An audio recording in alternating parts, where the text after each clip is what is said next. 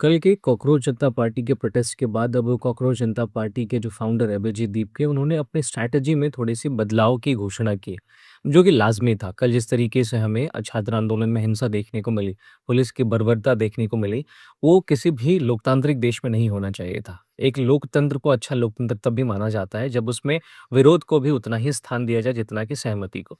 खैर, अब कल की घटना के बाद नए नए डेवलपमेंट्स ये देखने को मिले हैं कि दिल्ली पुलिस ने भी अपनी तरफ से एफआईआर किया है कल के हिंसा को लेकर और अभिजीत दीपके ने अपनी नई रणनीति जो है उसमें संसद चलो मार्च को कैंसिल करते हुए अब ये बोला कि जंतर मंतर पर वो अपना धरना प्रदर्शन के माध्यम से अपनी मांग रखेंगे। जब तक उनकी मांग पूरी नहीं हो जाती तब तक वो सरकार के खिलाफ अपना प्रदर्शन करते रहेंगे। उसके बाद कल का जो आंदोलन था, वो केवल दिल्ली में सीमित नहीं था। मैं आपको बता दूँ कि देश के अलग-अलग हिस्सों में जो छात्र हैं उन्होंने धर्मेंद्र प्रधान के इस्तीफे को लेकर धरना प्रदर्शन की।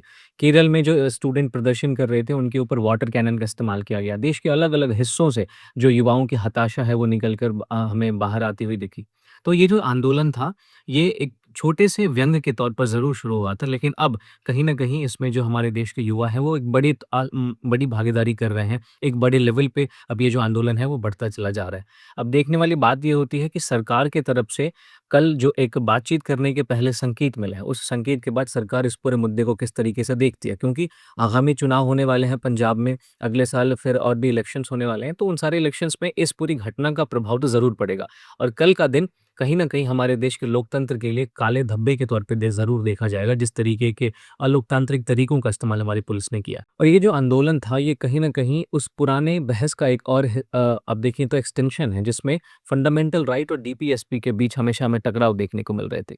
एक तरफ हमारा संविधान हमें शांतिपूर्ण विरोध करने का अधिकार देता है, दूसरी तरफ संविधान राज्य के ऊपर ये ज़िम्मेदारी भी सौंपता है कि वो राज्यों के क्षेत्र में लोक व्यवस्था को बनाए रख सके। तो जिस तरीके से शांतिपूर्ण विरोध करने के अधिकार को जो छात्र है वो उसको फ़ॉलो कर रहे थे, दूसरी तरफ राज्य पुलिस प्रशासन के माध्यम से लोक व्यवस्था को स्थापित करने की अपनी ज़िम्मेदारी निभा रहा था। तो एक बार फिर से ये जो बहस है फंडामेंटल राइट बनाम डीपीएसपी, वो बहस का विस्तार हमें कल के आंदोलन में देखने को मिला, जिसमें इन दोनों के बीच में कितना संतुलन होना चाहिए, इस पर एक बार फिर से विवाद जो है वो जन्म लिया।